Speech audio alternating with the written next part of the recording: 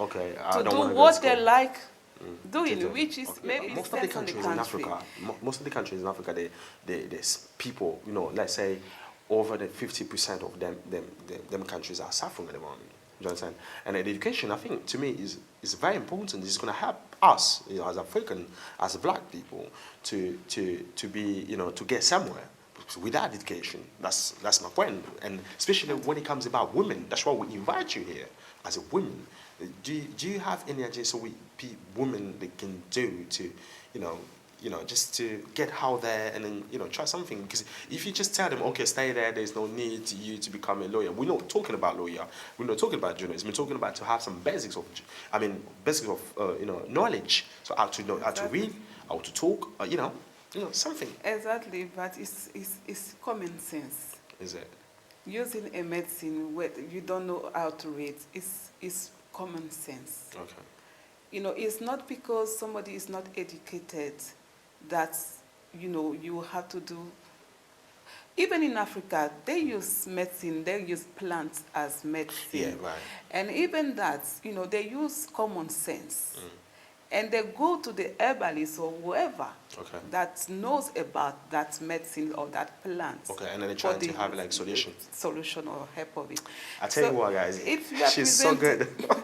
So if you are presented with something that comes from abroad or something that you know that needs reading, then you will not you will not use it like that. You will seek for help or ask your neighbor, ask somebody who might know, about this medicine. Okay, fine. It's what a about question business? of common. What about, it's a question of common sense. That's right. And what I about believe that, I understand.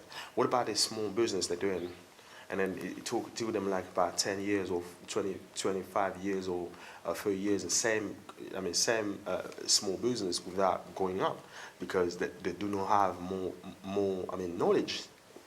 When it comes about maybe business. Well, because they don't know how to management or no the highest one. I'm like some of how to use the money. Or well, it depends on the business. Okay. Well, they don't. It's not. It might be a question of management. Okay. And it might be also a question of choice. Oh, so they made a choice to stay in that small business for 10 years without going up? Maybe you call it small business, but from their sides... They think it's a big one. It's the biggest one. Yes, because at the end of the day, it's what your heart desires to do. Okay.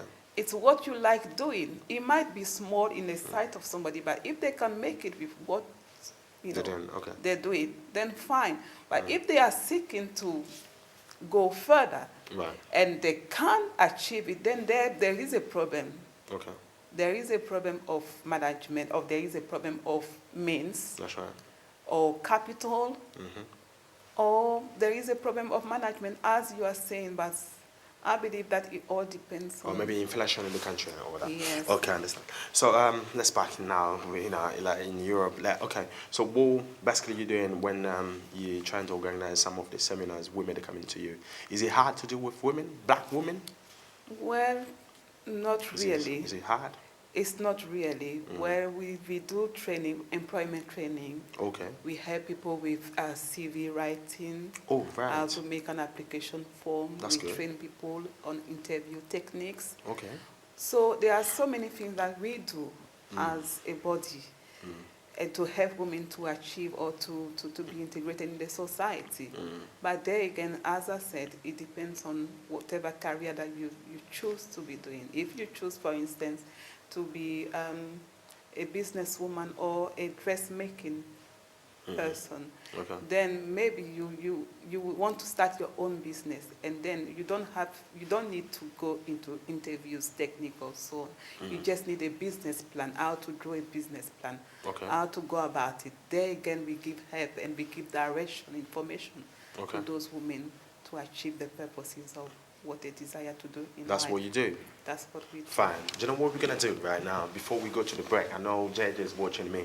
Before we go to the break, right, I'll give you, that's not like an like we call it in French, interrogation, no. It's going to be like somebody's coming to you, right? she needs some help because she's gonna have like an interview next week, okay? Right. And that person, she's watching you right now on that camera. So all you're gonna do, because she likes to do hair, right? Her name is Amira Rini. She's watching you. She's on TV now. I mean, not on TV, but she's at home. She's watching Right. you. So what can you tell that young woman? She's just a teenager. What can you tell her? What can you give her like an advice or some of the advices to do because she wants to open like her own business? She's watching. Can you talk to her? Okay, what I can tell to that Amira Rini. to Amira is first of all to seek a work experience. To go in a salon and ask maybe if you can work as to build up your experience into that area of that area. If you are successful in getting into that salon that will offer you work experience, then you can start your own business. And then you can also seek advice from people who are already in the field, how they started, how they made it, how did they go about it. Always look onto somebody who is already there. You just don't wake up and jump into something without, So we're still here with the beautiful, Madame Geneviève Vanga, who speaks French and English. So in the first part, that was in English. So we're going to say something in French people, because the French people are watching us as well on Opinion on Passion TV. Alors, je voudrais vous demander, vous travaillez avec les Africains, spécialement de femmes qui sont africaines, mais cette fois-ci, comme c'est en français, je voudrais vraiment que nous rentrions rapidement dans l'aspect de votre ministère. Est-ce que vous pouvez nous dire comment vous travaillez dans votre ministère? Dans mon ministère, non seulement je vous remercie encore une fois d'avoir bien voulu m'inviter à cette émission, pour me donner l'opportunité de pouvoir m'adresser aux femmes en particulier, parce qu'il s'agit des femmes. Le ministère, à part le côté spirituel, nous nous occupons pas seulement des femmes dans le domaine spirituel, dans l'aspect spirituel, mais nous aussi, nous essayons de pouvoir guider ces personnes vers les carrières ou alors leur donner une formation, des informations surtout et une formation par rapport au métier qu'elles auront choisi. Un peu c'est-à-dire les guider un peu vers l'emploi qu'elles auront choisi. Et puis leur donner une opportunité aussi de pouvoir servir d'abord au sein du ministère. Je prends un exemple, par exemple, dans le domaine de l'administration, par exemple. S'il y a quelqu'une ou bien quelqu'un qui serait intéressé dans l'administration et qui n'aurait pas encore eu un emploi, l'opportunité est offerte à cette personne de pouvoir commencer dans le ministère, dans le cadre de l'Église, gagner de l'expérience, acquérir de l'expérience, et puis de là-bas, maintenant, de pouvoir postuler à un poste quelconque dans le domaine de l'administration. Ça, c'est un exemple. Est-ce qu'il y a une espèce de suivi par la suite, après cette espèce de stage qui existe dans votre église ou votre ministère? Est-ce que par la suite, il vous arrive de pouvoir jeter un coup d'œil, savoir comment est-ce que ces gens, ou ces personnes, spécialement des femmes, comment évoluent-elles après l'apprentissage? Bon, ça, c'est un projet qui est en dehors carrément du ministère, c'est à caractère humanitaire. Comme je l'ai dit, ce n'est pas seulement le côté spirituel. Comment vous appelez ça? On appelle ça le Development Project. C'est un projet de développement pour toute personne qui serait du ministère et donc qui chercherait un emploi, par exemple, mais qui chercherait à s'insérer dans la société. Parce que plusieurs des personnes sont des immigrés et donc qui viennent avec des diplômes qui doivent être traduits. Oui, traduits ou alors valorisés. Une équivalence. Une équivalence, par exemple. Donc, premièrement, ce que nous tendons à faire, c'est d'abord avoir un entretien avec cette personne. Et puis, puisque nous parlons de ministère, nous sommes toujours dirigés par l'Esprit de Dieu. Et donc, par le Seigneur lui-même.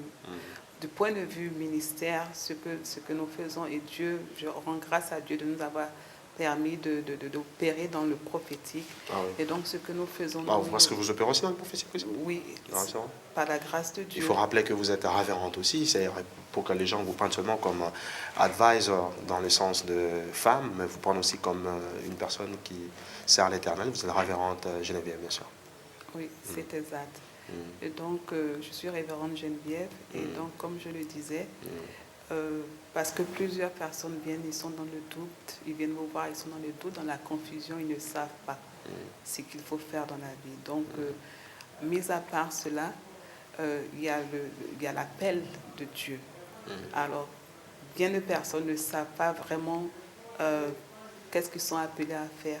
Et ce que l'homme de Dieu, la femme de Dieu doit faire, c'est de pouvoir entendre Dieu et guider ces personnes qui viennent à elle. Et c'est ce que nous faisons là.